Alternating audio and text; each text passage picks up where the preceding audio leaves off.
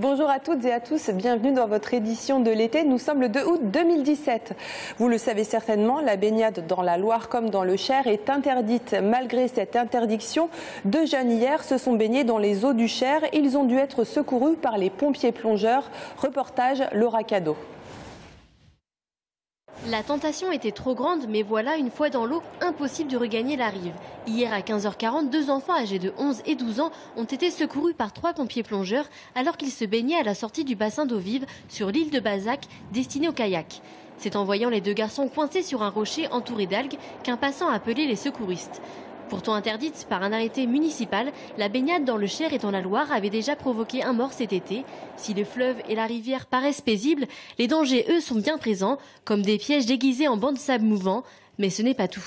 C'est un courant qui peut difficilement se lire des fois en surface lorsqu'on est au bord. On peut retrouver des branchages qui sont charriés l'hiver et puis qui restent cachés un petit peu en partie un peu plus profonde qu'on ne voit pas, dans lequel on peut se blesser, dans lequel on peut s'accrocher. Sur le Cher, on va retrouver ce qu'on appelle des déversoirs. Ce sont un petit peu comme des barrages, mais qui présentent un risque de noyade important, puisque sous ces déversoirs, il existe des courants importants qui créent un phénomène de machine à laver dans lequel on va se retrouver sans appui, on va être un petit peu pris au fond. Même un bon nageur peut donc être en difficulté. Et pour ceux qui seraient encore tentés de se rafraîchir, une amende de 38 € est prévue en cas de baignade interdite. Depuis le début de l'année, on compte 35 interventions des pompiers pour des risques de noyade en Indre-et-Loire. Malgré la chaleur donc, privilégier les sites de baignade sécurisés ou encore la piscine. Une nouvelle recrue pour la préfecture d'Indre-et-Loire. Il s'agit de Ségolène Chevalier, 27 ans.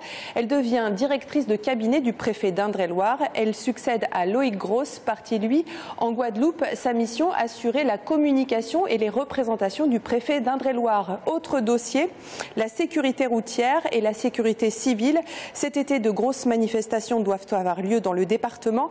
Ségolène Chevalier doit s'assurer que toutes les mesures de sécurité soient bien prises. Souvenez-vous, l'été dernier, par exemple, les organisateurs du marathon avaient dû faire appel à des bénévoles pour bloquer les rues avec leurs voitures afin que tous les accès à la course soient sécurisés. Des mesures prises quelques semaines après l'attentat du 14 juillet à Nice. On écoute Ségolène Chevalier. L'été en Indre-et-Loire est chargé en événements, je suis en train de le découvrir. Donc on a eu le 14 juillet qui s'est bien déroulé et à venir on a la Forêt des Livres, on a la braderie de Tours, on a le marathon notamment, je n'en cite que quelques-uns. L'objectif, c'est vraiment de s'inscrire dans la continuité de ce qui a été fait l'an dernier, puisque l'an dernier, on a vraiment franchi un cap avec un rehaussement des mesures de sécurité. Et l'idée cette année, c'est que pour tous ces événements, on arrive à faire aussi sécurisé, sinon plus que l'année dernière. Sachant que, de ce que je vois, il y a vraiment une culture de la sécurité, une culture du risque qui est en train de naître chez tous les partenaires et on travaille très bien avec eux, que ce soit les organisateurs, que les collectivités. Voilà, cette culture et ce travail partenarial est vraiment en train de se mettre en place et c'est positif. Rappel maintenant de toutes les dates concernant ces manifestations qui auront lieu à la fin de l'été et à la rentrée. On commence par la Forêt des Livres qui aura lieu à Chanceau-près-Loches comme d'habitude. Pour cette 22e édition, les organisateurs attendent 70 000 personnes et 200 000 écrivains.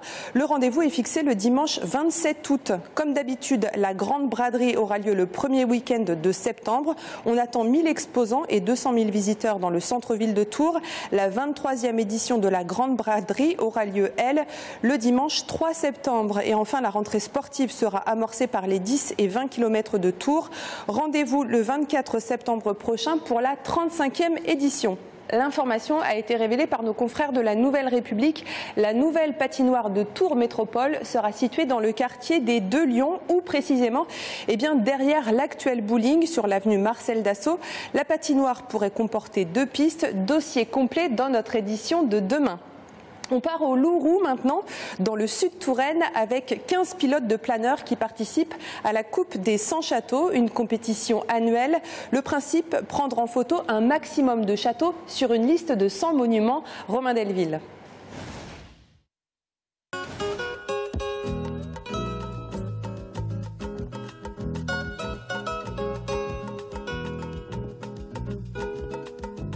La Coupe des 100 châteaux est amicale, il n'en reste pas moins qu'elle a ses règles. L'aile du planeur doit apparaître sur la photo prise là-haut et c'est le côté sud qui doit être photographié. Selon la distance par rapport à la base du Lourou, chaque concurrent récolte ses points. Parce que c'est plus difficile à faire. Photographier un château, c'est relativement simple, on peut le prendre dans n'importe quelle direction. Là, on leur impose la direction, la façade et l'aile du planeur. Parmi les 15 pilotes de planeurs qui participent à la Coupe des 100 châteaux, il y a ceux qui planifient leur vol, voire le programme, et il y a ceux comme Benoît qui suivent leur intuition dans les airs. Son planeur pour la compète, un Milan conçu en Allemagne en 1938, récupéré par les Français après la guerre. Ça en fait, ça va être, je pense, au cours peut-être mes deux premières montées en ascendance que je vais commencer à voir s'il y a du vent d'un côté ou de l'autre. Et puis après, aller commencer à prospecter sous d'autres cumulus pour voir où on va partir. Mais après, c'est vraiment juste de la connaissance qu'on apprend lors de... Photographier 2 super bonus, Fort Boyard et le Mont Saint-Michel. On a tous joué avec ces petites briques de toutes les couleurs, vous l'aurez compris. Je veux bien sûr parler des Lego, une marque qui a complètement atomisé le marché du jouet et qui investit cette année encore le château de Cheverny pour une grande expo dédiée aux fables de La Fontaine. Laura Cadeau. Est-ce que tu connais les fables de La Fontaine? Non. Non. Les Lego, tu connais alors? Oui. Ah.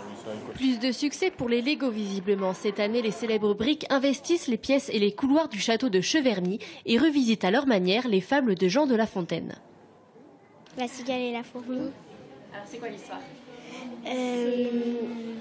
C'est en fait une cigale qui a chanté tout l'été. La cigale elle a chanté tout l'été. Je ne me rappelle plus la suite.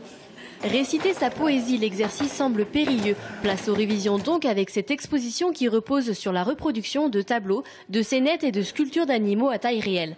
L'occasion de revoir ces classiques comme le corbeau et le renard. C'est une des fables les plus emblématiques. Tous les enfants l'ont appris. Chacun est capable, même à l'âge adulte, d'en réciter une partie. La morale, tout flatteur vit aux dépens de celui qui l'écoute. Et ça, les enfants l'ont bien compris. Il est très venteux, le corbeau. Et il commence à chanter. Et quand il ouvre le bec, le renard se précipite sur le fromage.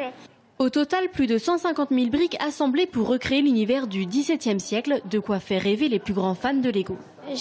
J'adore comment ils sont construits et je suis fascinée par les pièces. Et c'est vrai que ça parle à tout le monde, aux petits, les Lego, les fables de La Fontaine, ils les apprennent à l'école. Et puis en même temps, nous les grands, on les a tous appris et ça nous rappelle notre enfance. Pour l'heure, les visiteurs veillent bien à ce que la poule aux œufs d'or ne tombe pas entre les griffes de l'avare.